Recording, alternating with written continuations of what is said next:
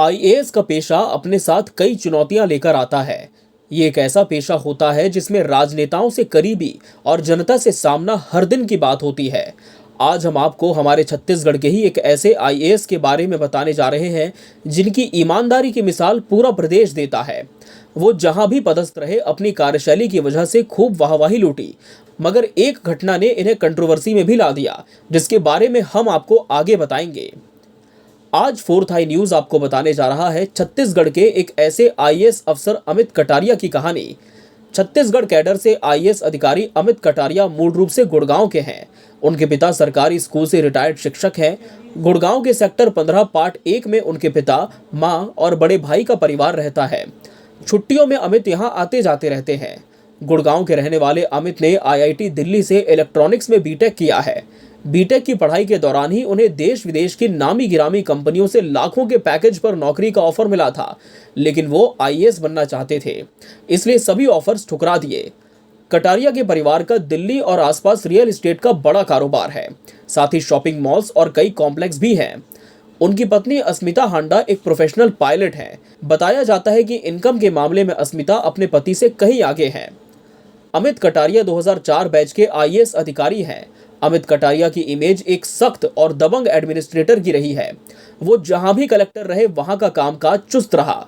सबसे पहले वो साल 2010 में चर्चा में तब आए जब वो रायपुर डेवलपमेंट अथॉरिटी के सीईओ थे।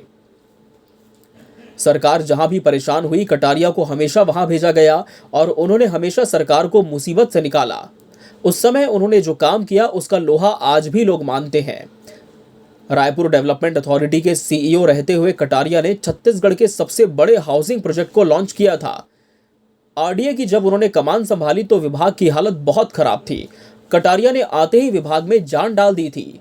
उन्होंने 15 साल से रुके कर्मचारियों की पदोन्नति को शुरू करवाया था और कर्मचारियों को अच्छे कपड़े पहनने और सलीके से रहना भी सिखाया था। उनकी एक खास बात यह मानी जाती है कि काम के दौरान वो कोई लापरवाही बर्दाश्त नहीं करते। सामने सरकार हो या नेता, उसे आड़े हाथों लेते हैं। उनके बारे में यह भी किस्सा काफी मशहूर हुआ कि वो महज 1 रुपए वेतन लेकर अपनी प्रशासनिक सेवा देते हैं। इस पर कई हेडलाइंस भी बनी, मगर अमित कटारिया ने कभी इस पर खुलकर अपनी बात नहीं रखी। काम करने या करवाने के मामले में भी आईएएस अमित कटारिया बहुत सधे माने जाते हैं। 2013 में कटारिया रायगढ़ के कलेक्टर थे। तब शहर में बनने वाली सड़क को लेकर आम जनता से राय ली जा रही थी। इसी बैठक में रोशन अग्रवाल थे, जो रायगढ़ में बीजेपी के बड़े नेता हैं और इसी विधानसभा से विधायक भी रह चुके हैं।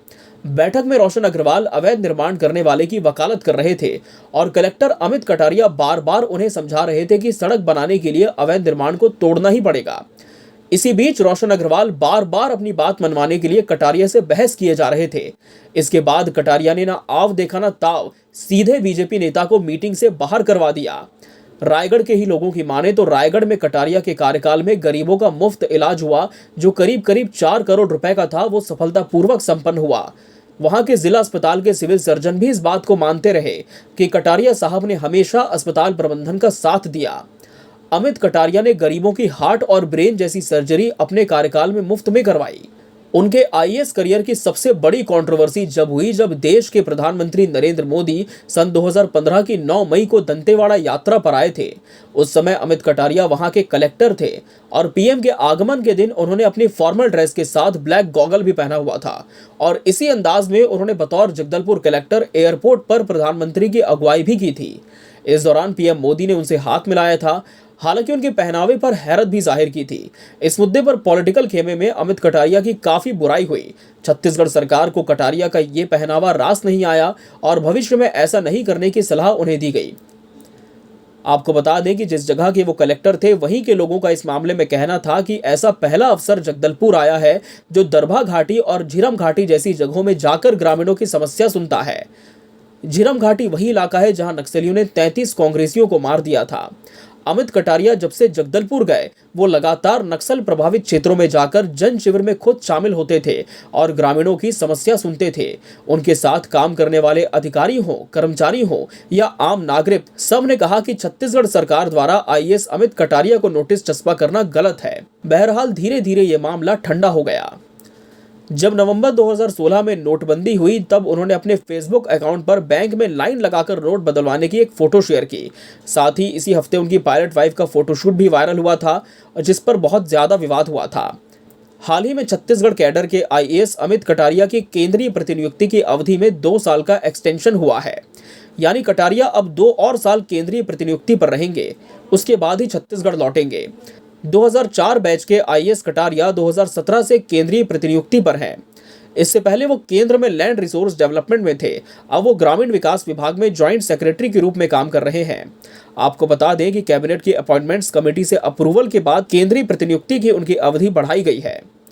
आईएएस अमित कटारिया को उनके अच्छे काम के कारण याद करने वालों की संख्या बहुत ज्यादा है। कटारिया ने जिन भी जिलों में काम किया है वहां के लोग आज भी उन्हें याद करते हैं। वैसे आप उनकी कार्यशैली पर क्या राय रखते हैं, हमें कमेंट बॉक्स में जरूर बताएं। बने रहिए फोर्थ आई न्यूज के साथ। नमस्कार।